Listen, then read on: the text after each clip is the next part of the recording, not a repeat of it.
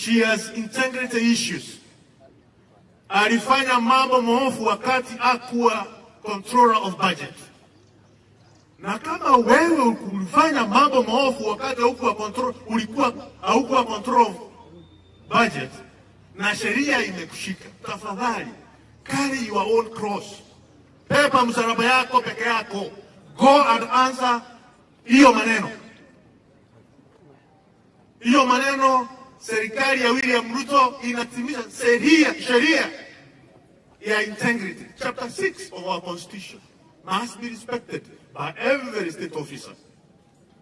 Kwa hivyo, tafadhali, Margret Nyakang'o, stop playing round and round and trying to bring in the government of William Samoei Ruto on the issues which you committed when you are not controlling budget.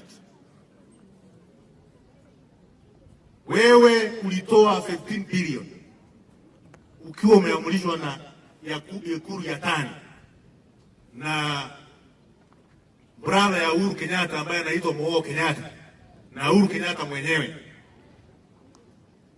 Kama mlifanya hiyo maneno, hii wiki ama ikijao mwekwe kotini, mjibu mashtaka, yule atafungwa afungwe. Lakini maneno ya ufisadi lazima serikali ya Mheshimiwa William Ruto tupigane nayo kabisa, ili Kenya yetu iweze kukaa vizuri. Kana mulenda bese yejisho cha uwemana. Sio cha uwemana. Ndiye wale bese lisesi ndiye wibendera ndi mulengere besa. Siamba le negeza mulebe ngiri mu atamu ngiria. Atena mukivura mu makosa. Tunasema tunajua wale walikuwa katika nyuma ya hiyo mpango ya Telecom. Mmoja ni Moho Kenyatta. Huyo mwingine ni Ngumi. Huyo mwingine ni Ikulu ya tani.